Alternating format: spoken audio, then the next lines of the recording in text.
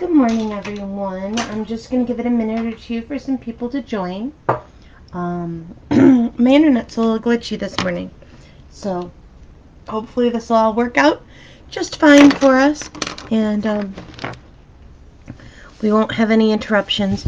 If we do, I will pop right back on with a second live, and we'll just do this in a couple parts. So today we are going to be doing Peaknuckle, which is my #1 most requested tangle that I do. I have a bunch of variations for you. Good morning, Lisa. Good morning, everybody.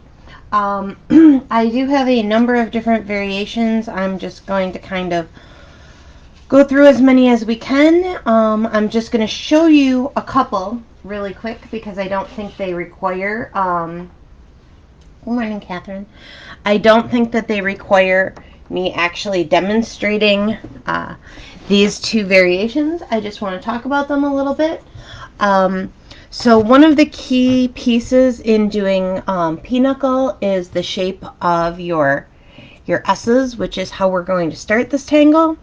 So the size, the way you vary them on your paper, and I'll talk about that a little bit more as we go, but and how you fill them in. So here is your basic Peaknuckle design. This would be the way that I draw it most of the time, the way I learned to draw it. Here it is done a little bigger. This one I wanted to point out because I wanted to talk a little bit about how you can add little patterns into your pattern. So a pattern within a patternception, as you will. And then in the background, I continued this pattern to add a little bit of cohesiveness to it. So just some fun little variations. Like I said, I don't think I need to necessarily draw this separately, but it will be on your pattern sheet as an idea, which is always my hope, that I spark some ideas in you, that you'll see something that I did and think, hey, I like that, you know, and either try it that way, or maybe it will spark something new in your mind as well. And then here is Peaknuckle, done very, very simply and a little bit larger. I always think this one looks kind of like, I always think balloon animals, like the long squishy balloons that you use for balloon animals. And then this also kind of looks like a peanut, which I don't know if that's where the name came from or not, but I definitely think that it certainly could be. So let's see. I had a bunch of other people join. So good morning, Betty and Barbara and Karen, Sandra, Sue, and Linda. I feel like the woman on Romper Room. So when I was little, I used to watch Romper Room all the time, and I was always mad that she never said my name. So I hope I didn't miss anybody so far. Good morning. So these are just 3 really simple variations. I am going to draw Peaknuckle and talk about some of the ways to get a really consistent,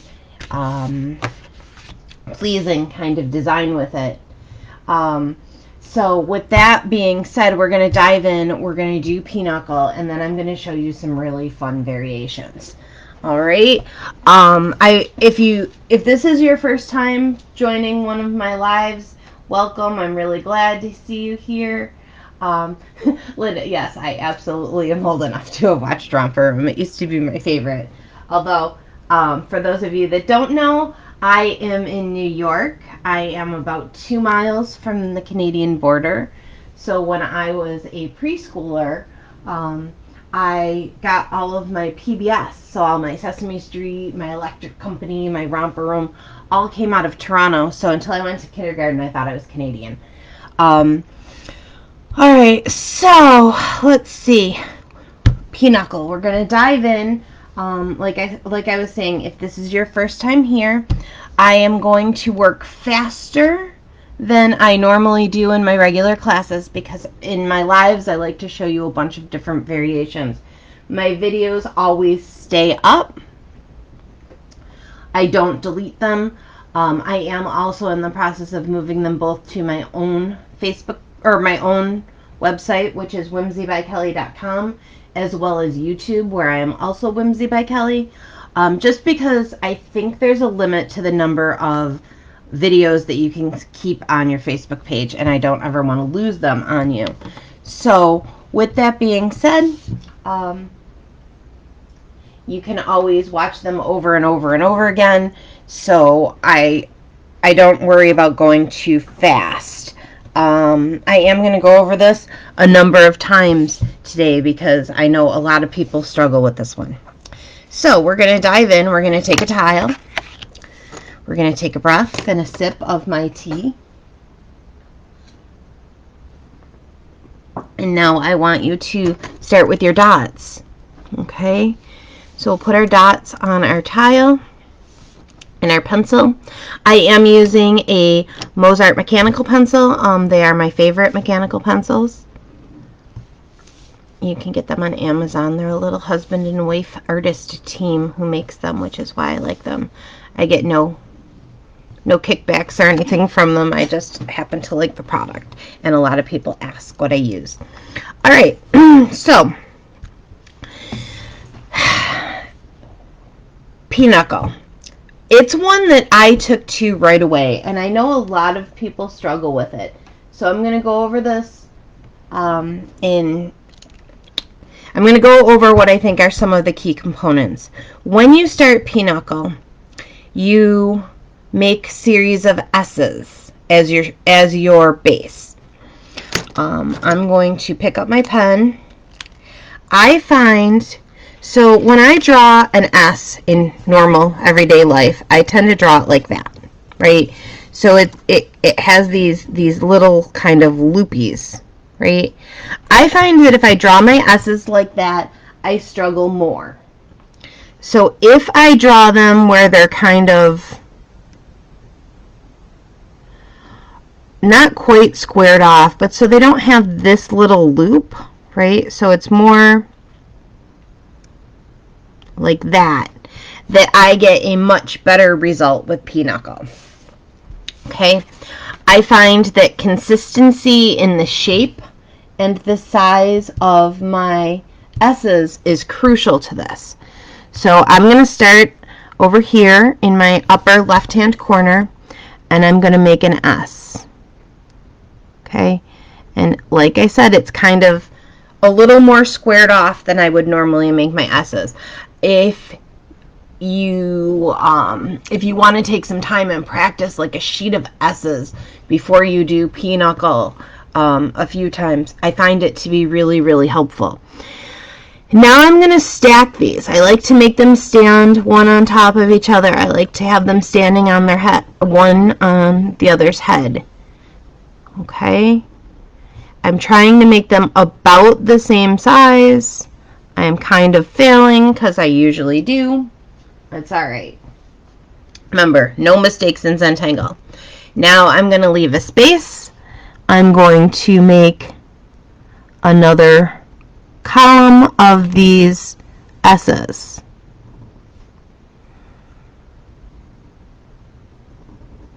Okay?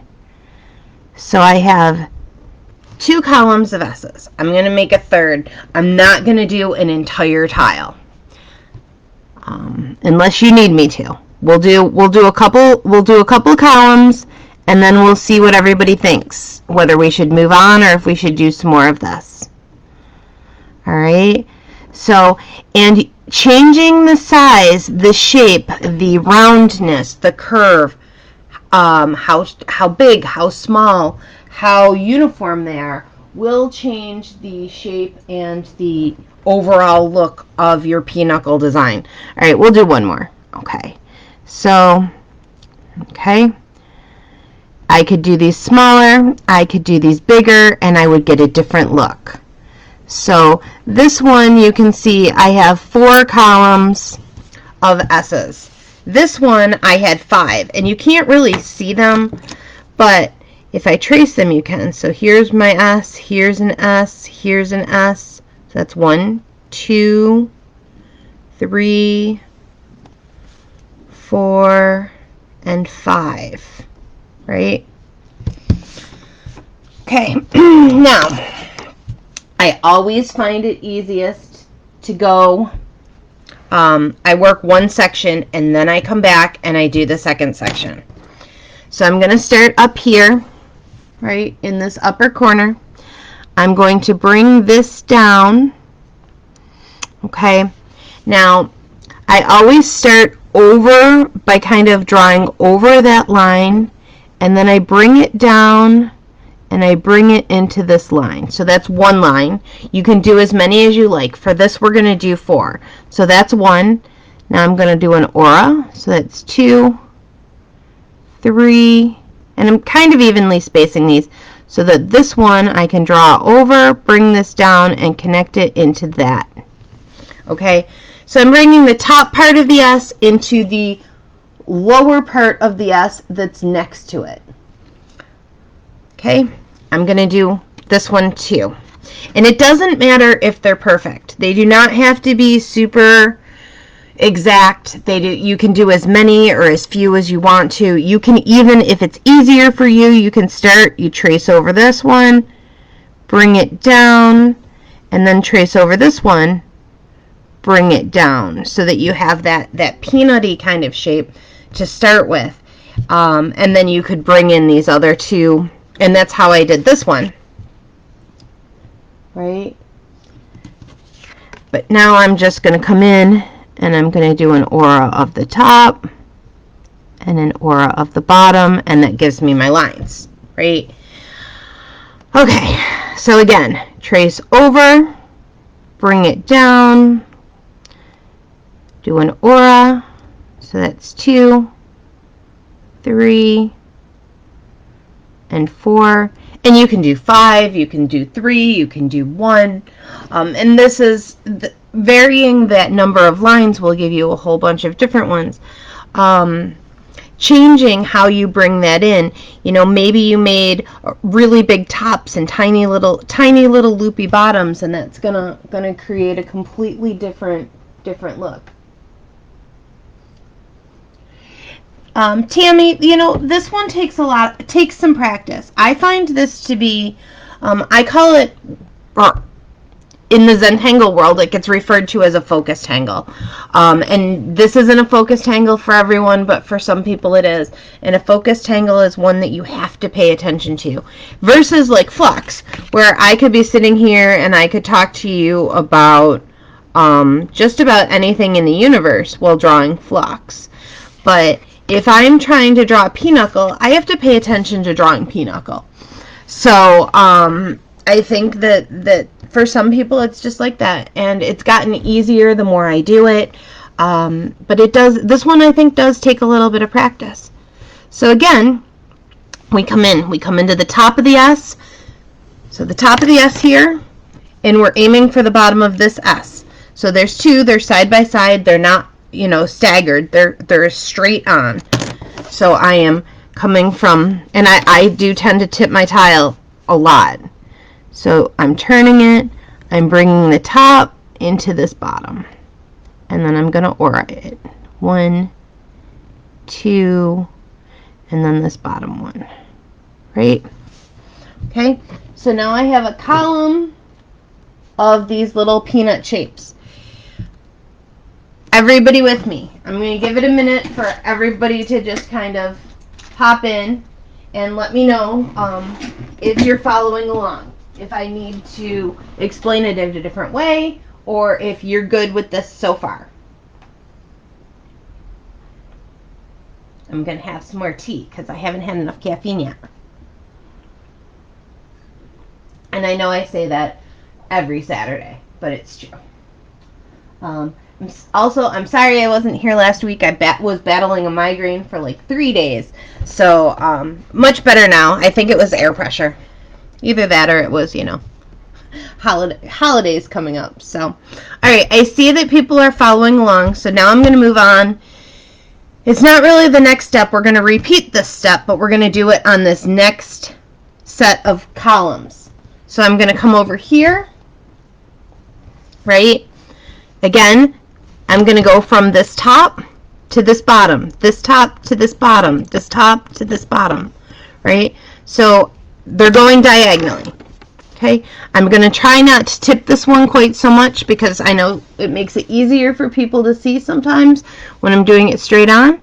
So I'm going to draw over this line a little bit like I take off and land, bring this into this one.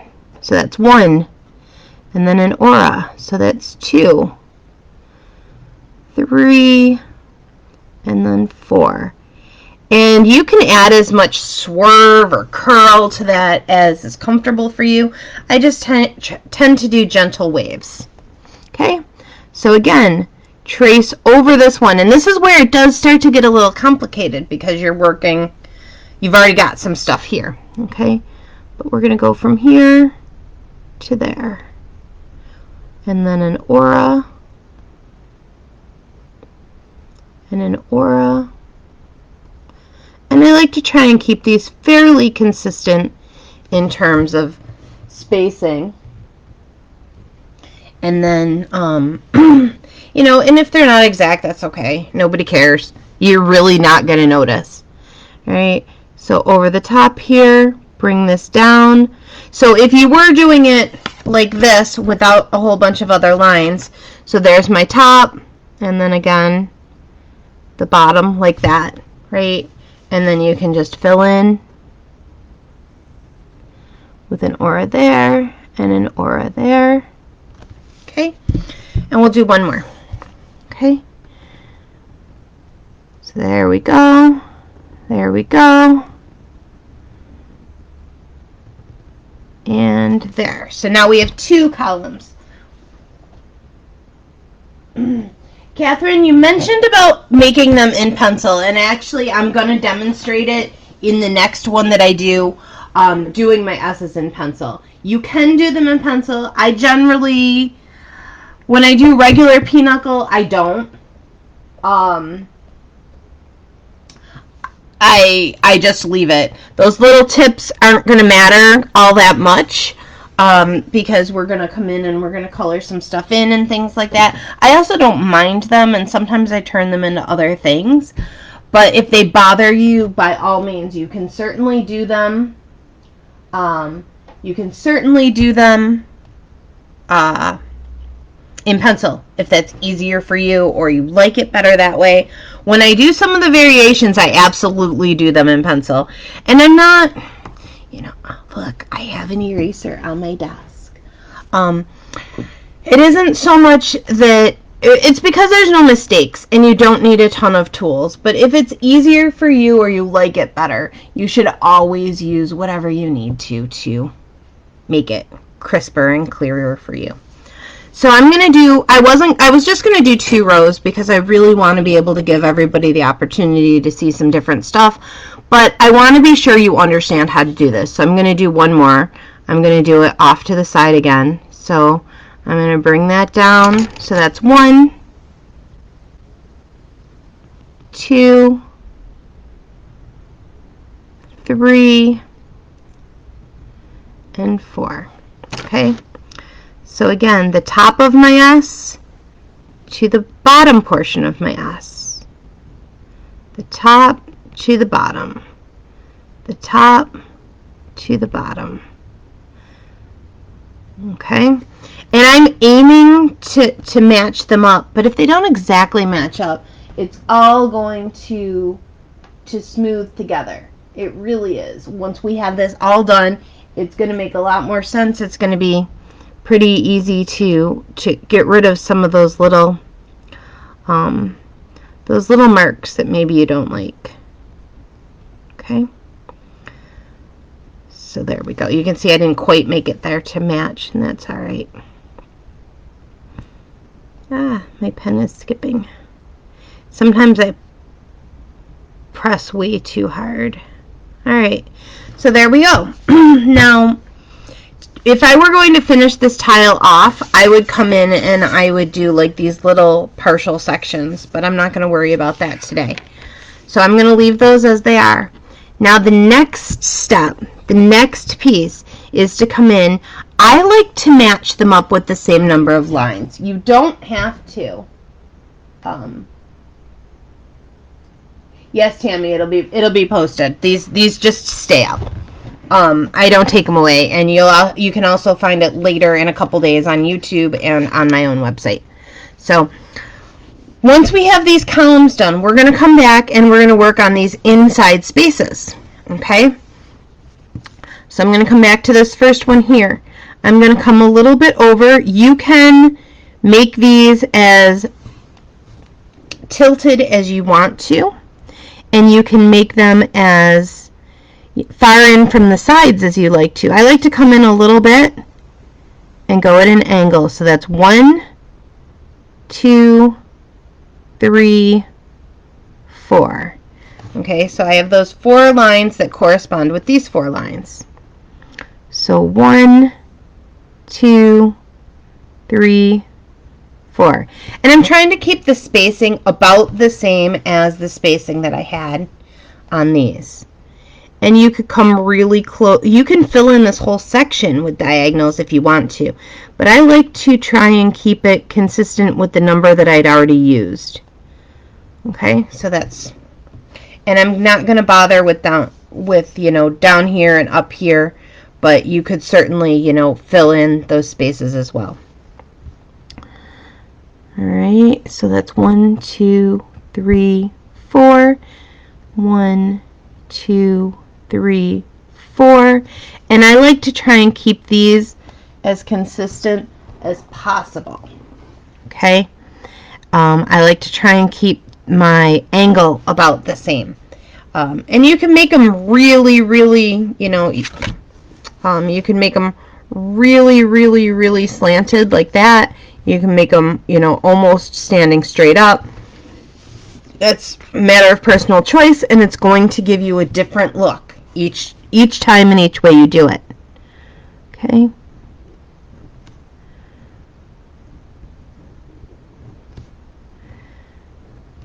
All right. So I've added those little lines in there. Those are what is going to make it look like it's woven. So it's going to make it look like it's doing that zigzag thing. I'm not going to color in the whole tile. I say that every time, and then I probably will end up doing that. So these empty spaces on either side, right? So here are my lines, 1, 2, 3, 4. So I'm going to color in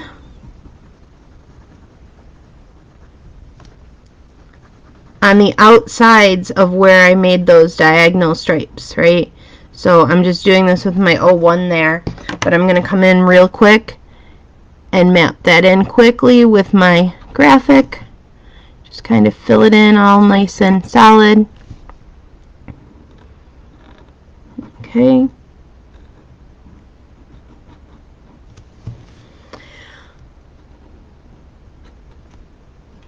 And you can see here now that's making more sense, right? Is that making more sense for everyone? You can kind of see the shape of this and how this all comes together.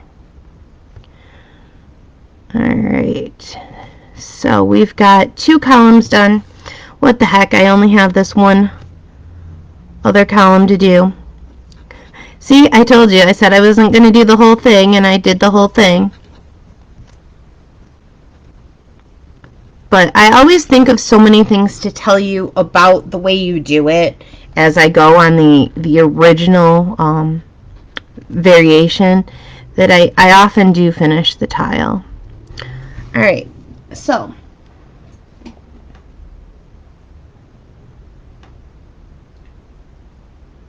Tammy, my graphic is a graphic.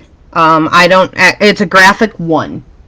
And it's like a pointy, fatter nib. And you can use a PN, you can use a brush pen, whatever works for you. I just tend to use the graphic when I do a class like this so that it's nice and quick and fast to fill in. Alright, so I assume everyone has had time to do at least 1 column now. So I'm going to come in with my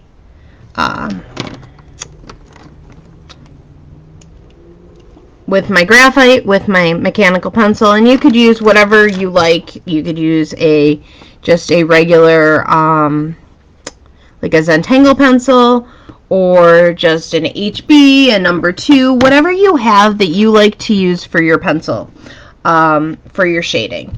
I'm going to come in, this is just a mechanical pencil. I'm going to come on either side of these peanut shapes over top of these little crisscrosses. So when I tip my tile, I would see it that way, but if it was straight up and down, it would be here and here. Now I encourage you to turn your tile to whatever is comfortable for your hands. Shading is where the magic happens with this tile, with this tangle overall, right? So I've added just a little tiny bit of graphite. I'm going to grab my tortillon, if I can find one. There we go. And I am going to soften that.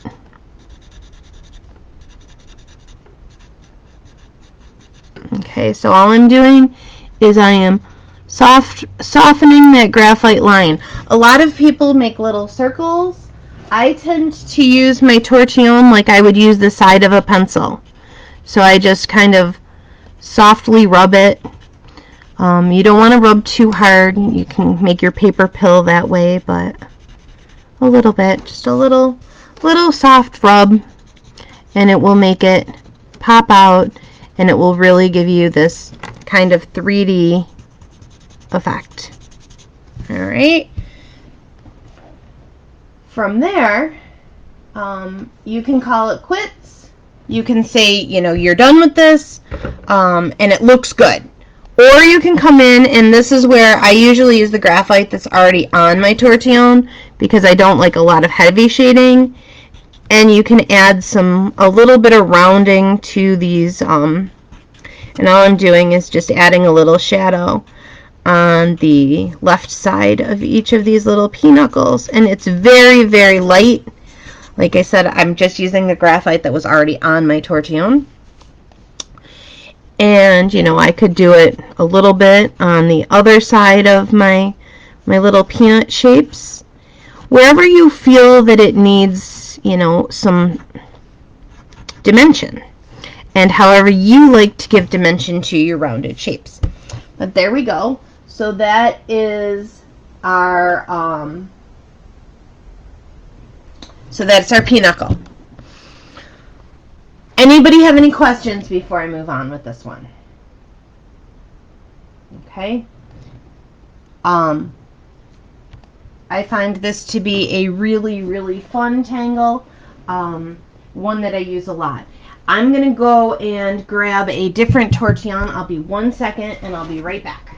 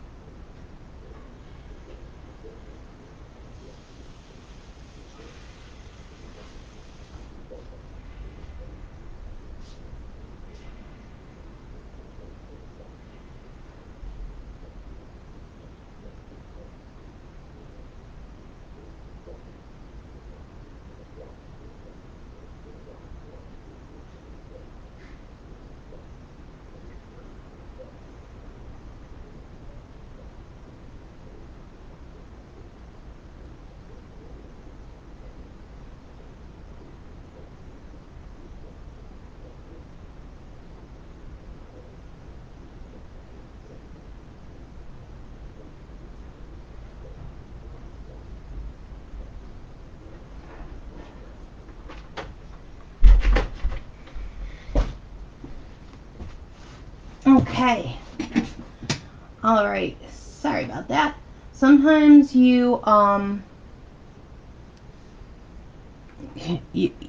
stuff just doesn't quite work the way you wanted it to. The tortillon that I had, I just am not happy with. So I grabbed a new pack, And we have some new tortillons here. Betty, I'm not quite sure what you mean. Is it about the same width? Is that what you're asking?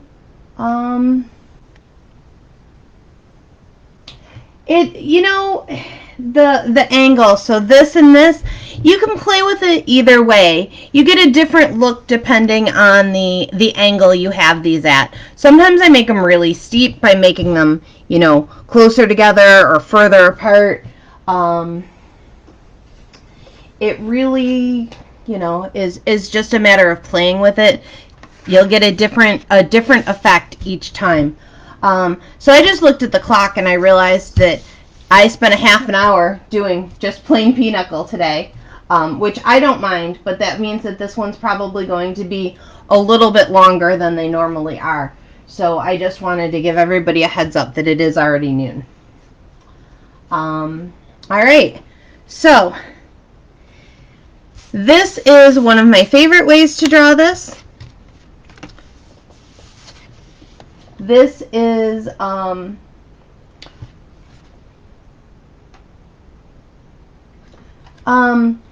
it's just a healing mat, like a self-healing mat, like you would use to use a rotary cutter on, and then I just have it flipped over. It's got, what do you call it? It's got a grid and stuff on the other side, but I like the gray background. I think it works nicely under the camera. It lets, when I paint and stuff, it lets you see the colors really well. And it gives me a nice smooth surface. And when I remember, I can come in with my magic eraser and clean it all up, and then you don't see all these pen lines all over the place. All right, so now I know that someone asked about doing the S's in pencil. Okay, and we're going to do exactly that. So I am going to go, I'm going to come in here, right, with my pencil, and I am going to make, I'm going to tilt my tile this time, and I'm going to make my S's, so in pencil. So I've got two S's there, I've got two S's here, right? Now this time, I am not going to do my takeoff and land so much. I'm going to just start with my pen, and I'm going to make a swoopy stroke coming in, and I'm aiming for from somewhere inside here to the middle of my S. All right. Once I have that there, I'm going to decide I'm going to do an aura, and then maybe I'll do an aura over the top, just because I want them all to kind of hit about that middle part. I'm going to connect these together, so I'm going to pull them down into like a little point. Okay?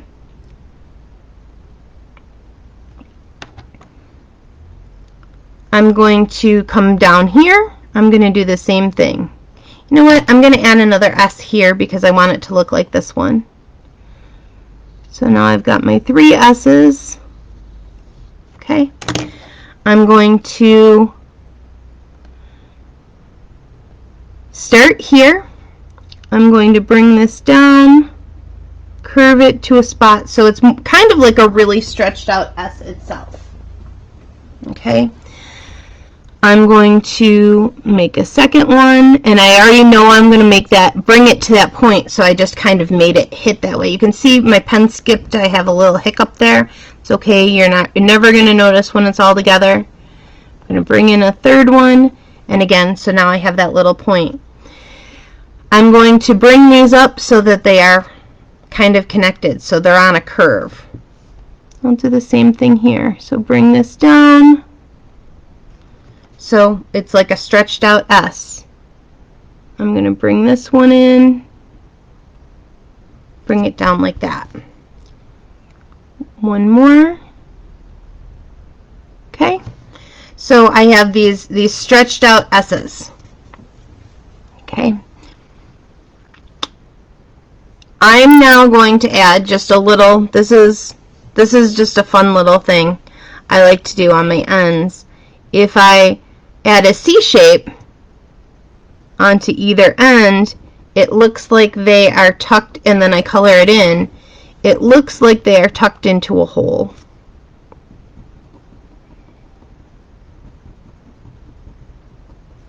And then you can do all kinds of fun stuff with your, you know, you can do all kinds of fun stuff with your edges and stuff like that. So now when I draw it this way, right, I want it to look like, I want it to look like it's a folded ribbon. And I only did a couple little ribbons here instead of doing 3 or 4. So this one's going to look even more delicate. But this one, I want it to come from here. I'm going to bring it over to right about there. Okay?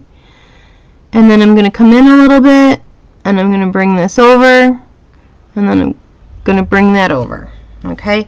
So I went with the same number of ribbons, lines, as I did on the top. So if I'd had 3, I would have done 3. If I'd had 4, I would have done 4. I only have the 2 because I wanted to kind of make it a little faster. So I wanted to just, you know, keep it a little quick, kind of give you the idea. So again, I'm going to come here and I'm going to bring this almost all the way over, and then I'm going to come in and I'm going to bring this to there, and then I'm going to bring this one to that edge, because then it looks like it's folded. Now, if you are going to play with this like this, and you've got your and you did your lines in pencil, it's important that if you're going to erase, right, and most of the time I would just tangle over it and you'd never even see that they were still there, but if you wanted it to kind of be minimalist like this, right, really simple design, you want to erase now, because we're going to come in with our pencil and we're going to add some graphite here, a little bit of graphite there, a little bit of graphite there, and a little bit of graphite there, anywhere that we created those folds. And we're going to soften it. Yeah, this tortillone's much better. Right? Anywhere I created a fold, and if you hadn't already erased your pencil, when you went to do that later, you would erase this shading that we just are working so hard to put in. Okay, so you can see now it looks like it's got bent. And then the other thing, remember I said these little fun things, these little holes, is I like to add a little bit of graphite where it tucks into the hole so that you can see a little shadow. There we go. So that's a nice little minimalist way of playing with it. So that's a couple different versions. So now you've seen it like this, you've seen it like this, we've seen it like this, we've seen it with a little bit of a pattern in it. I do have a few more tricks up my sleeve I want to show you. Let's see.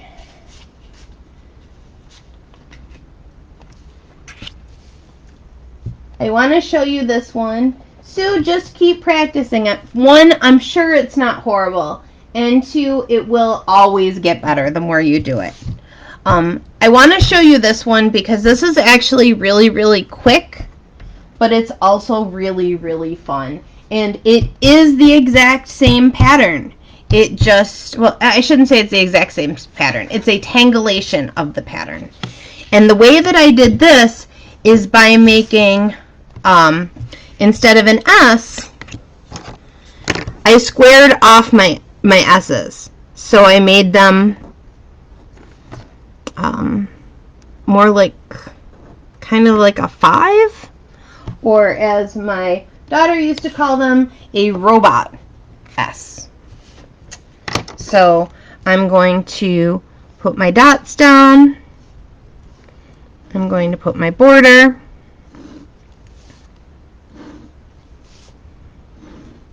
Okay, I'm going to take my pen and I am going to make couple of these. Now this, they all kind of blend together when you do these, and they look like a zigzag. Alright, so there's one. I'm going to do another.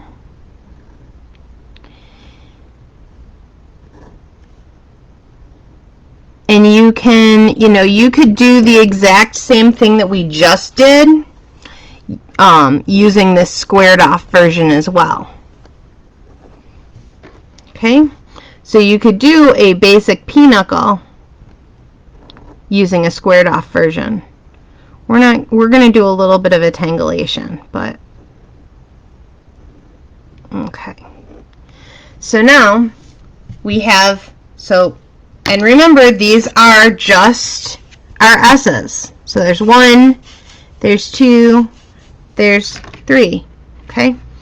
And I like to show that because it's really easy to get kind of lost in this one. It starts to take on an Escher-esque kind of look, and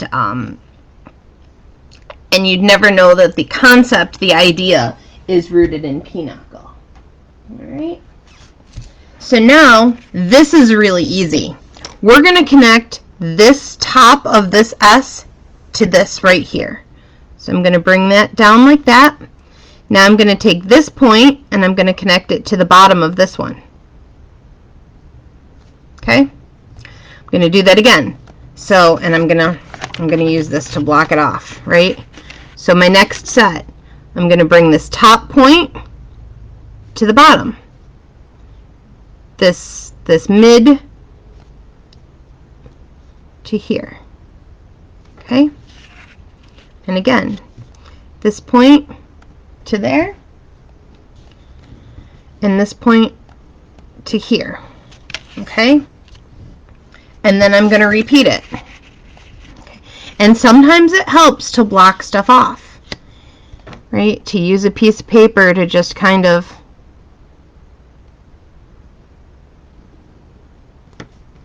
not have all this other stuff in your way. Okay? So now you have something that looks like this. All we're going to do, we're not going to do the opposite little lines. We're just going to find any of these little spaces. So in between because there's our S, our 5. Here's our other S and our 5. So anywhere we have this kind of tilted little rectangle, I'm going to come in and I'm going to add the lightest little shading of graphite, and then I'm going to blend it. And you could color that in dark, you could put a pattern there, but it gives us this kind of cool optical illusion kind of little, and then all I'm doing is softening my graphite by running my tortillon over it.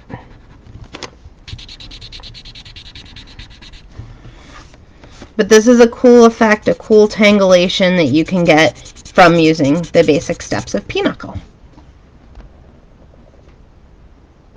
Okay. And then obviously you could come in, you could do all kinds of fancy stuff with it. I tend to, when I do this, I come in and I add, these little hints off the edge, but you don't have to add those. So that is a cubist kind of take on this tangle. I have, let's see, I had a whole bunch of other ideas, but I feel like this has gone on so much that that I don't know how many more you want to see. So I'm going to show you. Here is Peaknuckle done in a round. Here is Peaknuckle done backwards with some striping.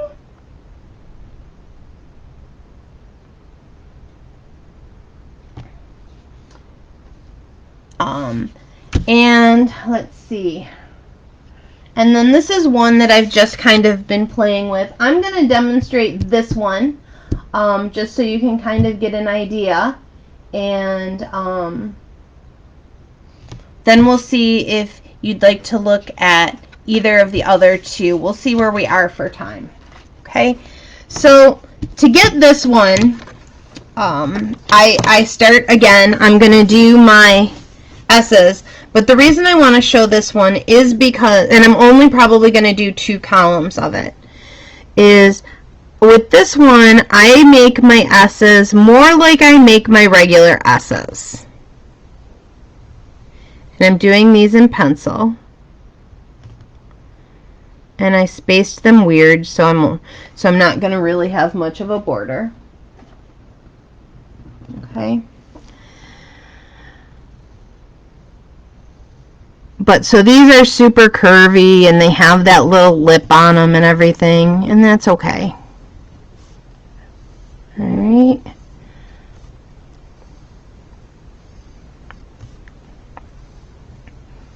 And the reason that I like to show you so many different variations is because it does not always have to be drawn the same. Once you understand the concept behind a tangle, you can do all kinds of things with it. Okay? So now, I'm going to come in and I'm going to turn the top of this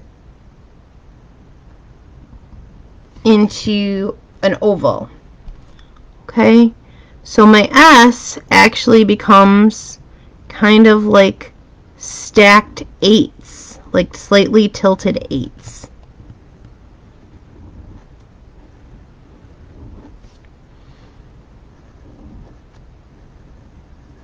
But we still have the top of the S and the bottom of the S. The top of the S, the bottom of the S. Right? And they're still lined up. They still correspond. Okay? My Peaknuckle does not have to be a peanut shape. And I know that can be confusing for people. And as I went in, you notice I kind of refined and neatened it up a little bit. Now I'm going to come in, I'm going to erase my S's, right? Just because we can. You don't, and I'm not one to advocate a lot of erasing, but I know this can be a little challenging to people. All right. So now,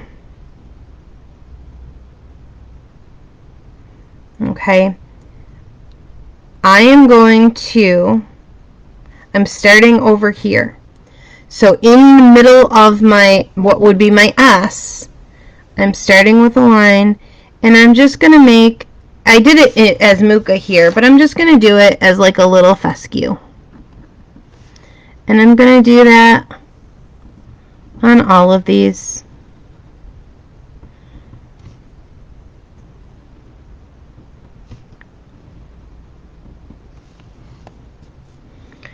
Just to connect them together, and you can connect them with really anything you'd like.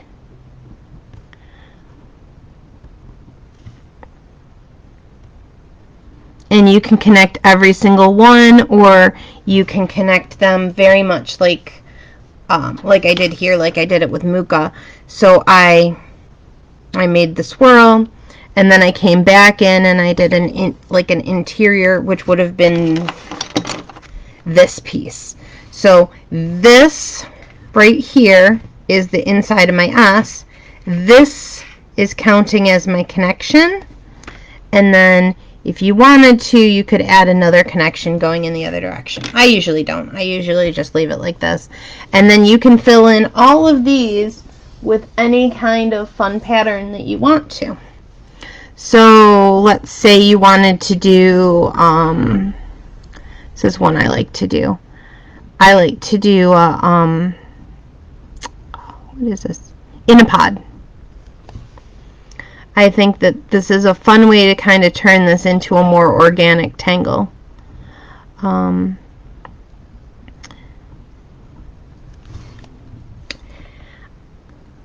I have not figured out a way to make Peaknuckle into flowers. I have tried. I'm not very good at it. I will tell you honestly that my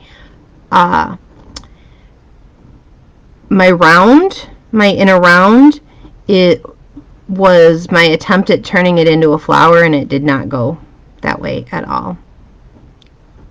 But there you go. So you can see kind of how that comes together without doing any of the traditional pieces, but by using the same concept, right?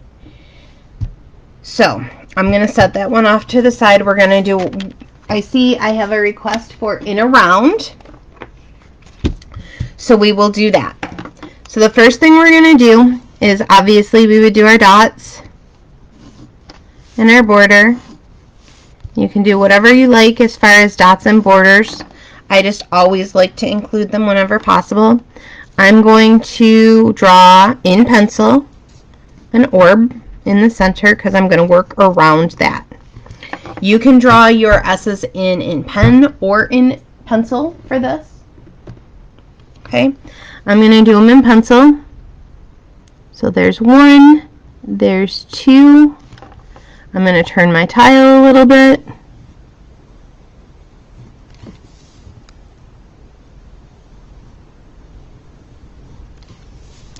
You can do as many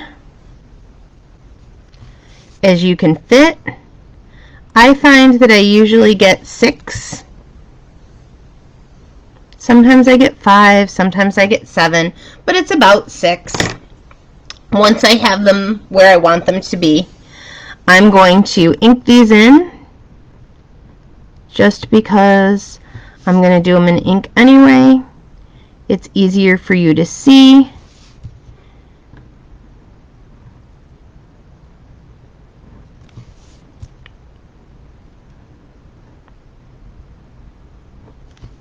You can see they're not exact, but that's okay.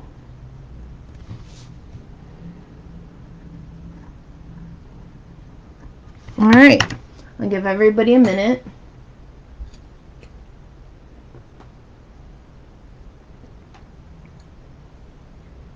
This is going to be my longest live yet.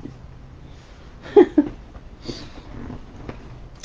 right, so now we've got 2 levels here, upper level, lower level, right? S1, S2, S1, S2. Starting with, I always start at the top and I work my way down. If it's easier for you to do the inside ones first, you can do those first. But I'm going to start at the top. So I'm going to start with this S. I'm going to aim towards here, right? So the upper level of this S to this lower level of this S. So 1, there's an aura. We're going to do 4 like we did on the first one. Again, you could do as many as you'd like. I just am sticking with the 4 because we already did that. Okay? So you've got this kind of curve. I'm going to turn my tile a little bit. 1, and then an aura. 2, 3. Bring this to connect there. 1, 2, 3, 4. Turn my tile a little bit, going over to connect and connecting, right? So we're paying attention to where we're going. We're starting in the top of this S. We're aiming towards the bottom of this S.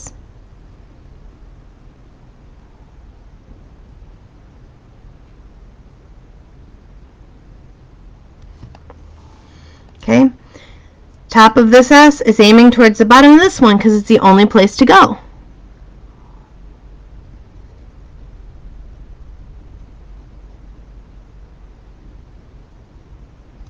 Okay, So there we have, and you could do, I mean, you could have done just one. I like to do them stacked like this though. Now I'm going to come in and I'm going to work in the second S, the lower S, right? So start here in that top and bring it to the bottom.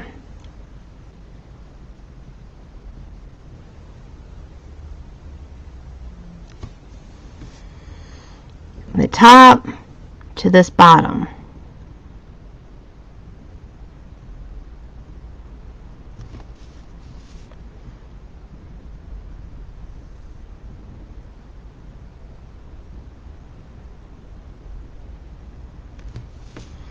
Working my way all the way around.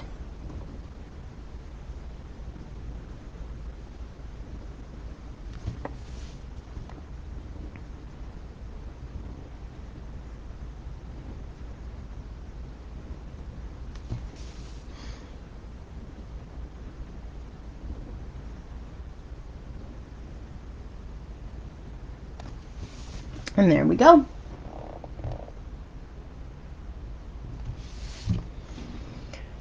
And then for this one, you would come in and you would add in your little diagonals.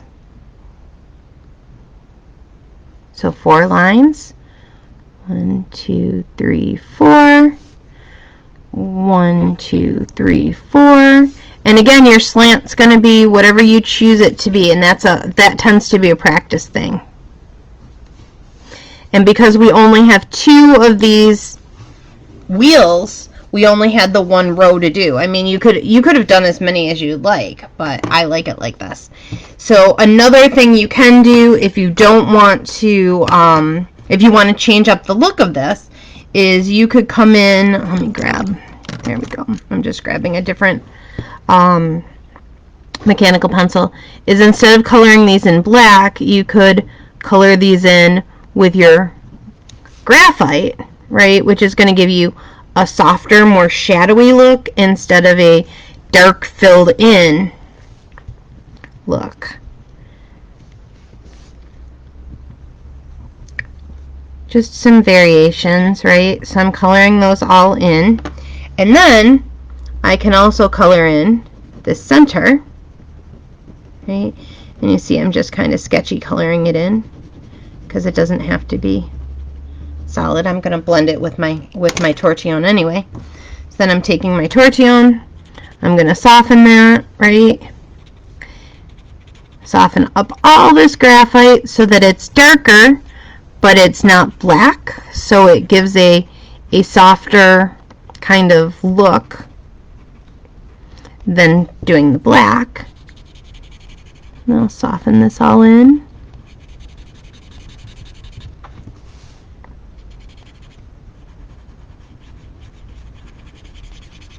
Okay, now because I have a lot of graphite on my tortillon, I can do the last step just with this, which is to add graphite over those little diagonals to add that shadow.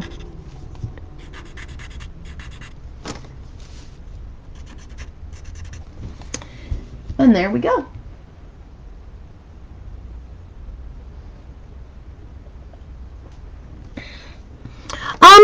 You know, so the pencil, it depends on how the softness of your pencil, how easy it is to put your graphite down. I used an 07 for that. I usually use a 5. It's a little softer. It's a little it does lay down a little bit darker, but I could get the exact same with just my regular Zentangle pencil. I might need to add a little bit more, press a little heavier or something. But again, just playing with those values is going to give you all kinds of variations. Okay, so there is ours in a round. Okay, let's see. So this was the last one I had planned for today. I didn't press hard, Tammy, because I used a softer lead. I I almost never press hard with my graphite. I always press light because the nice part about graphite is you can layer it. If it is too light, you can just add another layer over top of it and blend it again, and that's going to give you a darker shade. And because I rarely use an eraser in most of my tangling, I find it's a struggle to take it away, so I always make it lighter, and I can always just go heavier. Okay, so the last one I have here is my striped one. And this one I wanted to show you. This is, so let's see.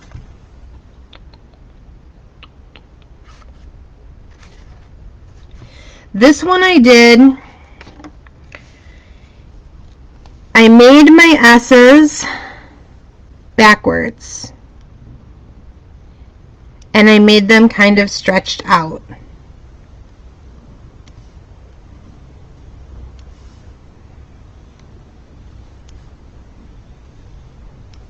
And I did this one late, so I don't remember exactly how I made my S's, but remember I said playing with your S's is always going to give you a different look.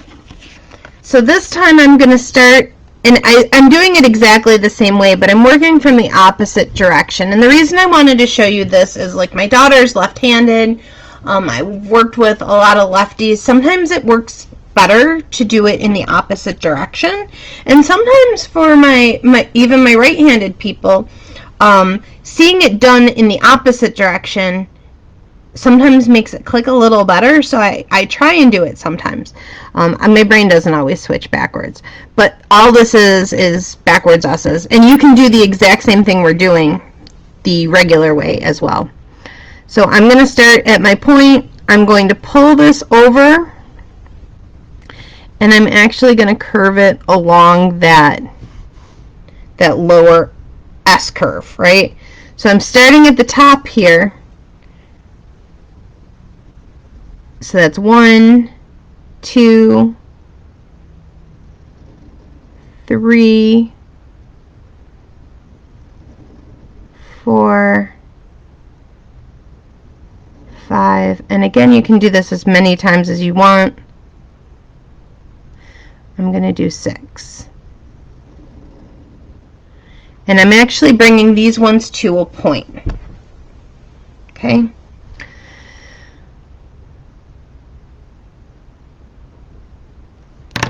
I did something here that I didn't even realize I did. I did one of my S's backwards, and then I switched into, there we go. I knew that wasn't looking right. There we go. I did one of my S's backwards, and then my other S's were right side. I don't draw backwards well. So there we go. Okay. But now I've got this point. So I start at that point, I bring it in, and it curves right around that fat, chubby little part of that S, that backwards S. 3, so that's 1, 2, 3 lines, 4 lines, 5 lines, and you can see I'm just bringing them to a little point, 6. Okay, I'll do one more. 1, 2, 3, 4, 5, and 6. Okay, so we have these 3 kind of swervies. Okay. Now I'm going to make my stripes going in the opposite direction. So 1, 2, 3, 4, 5, 6. 1, 2, 3, 4, 5, 6. So now I have this connected spiral. If you wanted to, you can come in and you can erase your pencil. I know we don't normally erase entangling, but I make an exception with this one because I find that for a lot of people, having your S's there is more complicated. Okay. I'm going to do this with my graphic pen. I want to highlight on these. So this little white highlight, I'm going to, because I want to stripe these, I want to alternate black, white, black. So black, skip, black, skip, black. Okay, I'm black, skip, black, skip, black. Again down here, and I'm just making these little dots in there so I remember which ones I want to color in. Okay, and the same with these. So black, skip, black, skip, black. Okay.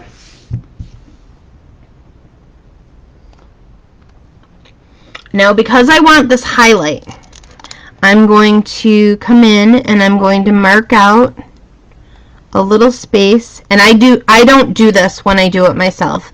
With practice, I just kind of eyeball it as I go.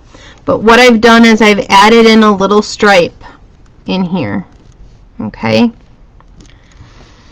And that stripe is there so that I remember I want to leave that spot white. So I always start there because I like my pen strokes to look sketchy on my highlight. So I'm just making some little lines, and I'm using my graphic pen because I always like that for coloring in, but you can do it with an O1 as well. And then I color in, and now I come down here, and on the other side of that little diagonal I make those little sketchy lines, and then I fill it in. Okay, so again, little sketchy lines, because when light reflects off something, it very rarely gives you a crisp line. Right, so I made those sketchy lines, and then I color it in.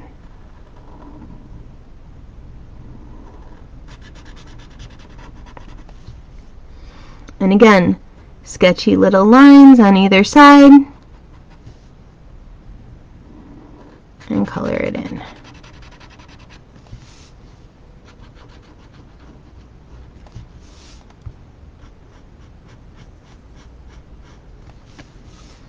Do the same thing in the next one.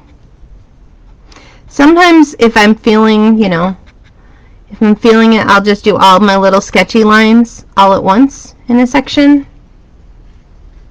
and then come in and fill it in all at once, because then I don't have to think about it.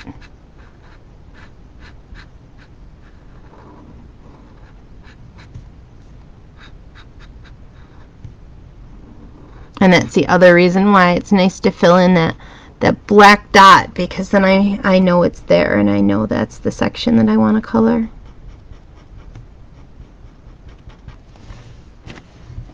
Okay. And then this last one. So little sketchy lines. Little sketchy lines.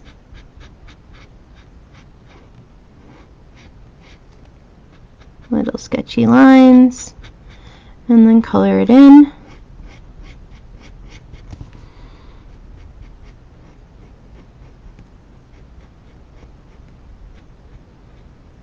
Okay, and then these sections, they don't have a highlight because they're set behind, is the way I see it. So I'm just going to color these in.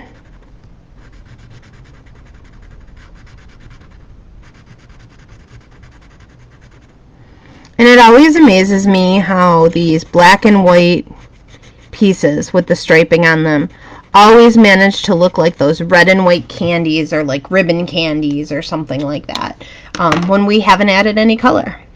So I like to, so if you're a big eraser person, this would be where you'd want to come in and you'd want to erase these little lines that you drew straight across from your piece. I usually don't bother because I find that once I add all my shading and everything, they just don't show all that much.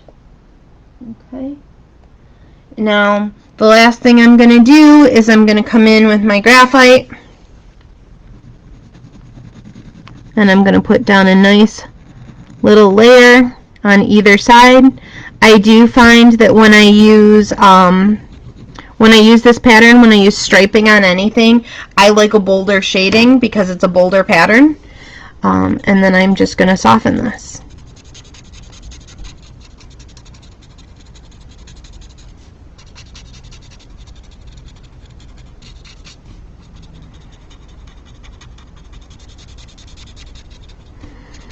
Add that little shadow, and we're done. Now, as far as, if you want to come in and add any little bit of rounding to these, like sometimes it looks like there's a little dip there, maybe I would add just a little smudge of graphite there to make it look rounder. But there you have it. So that is backwards with striping. This is our in around. This is our basic Peaknuckle. This is actually changing it into little pods or rounded shapes. Here it is in kind of an Escher cubic kind of take on Peaknuckle. Here it is a little bit more minimalist. Very rounded with very little lines. So this is a nice simplistic one. This right here, you could take this pattern and you could fill these in with any other pattern that you want to, which is one of the reasons that I like doing it this way a lot. Because you could add shattuck, you could add flux, you could add mukas, you could do, printemps in these. You could do all kinds of different things.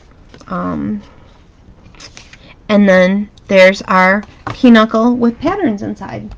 So I hope that this was helpful for you today. I hope you have some new ideas on how to use this tangle. This is one of those that people always say is really hard for them, and that even once they master it, they're not quite sure what to do with the pattern. They think that it always needs to be this kind of basket weavy pattern. But it really doesn't. It can really be, as you can see, all kinds of fun different things. How fun would this be as your spokes and your wheels in a ruckus, or one of the other tangles where you're using a round piece as like an anchor. So I encourage you to play with this, have some fun. By all means, please show me your tiles. I love to see what you do. I will put up the pattern sheet later today. Karen, they are Mozart, from Mozart Supplies. They have a website. They also have you can also buy from them on Amazon. They're really inexpensive, which is one of the reasons that I like them. There.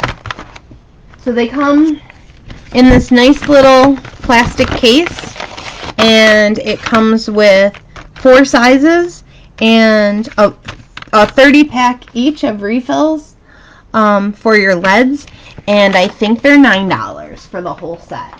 So, and I think they're having a Black Friday sale.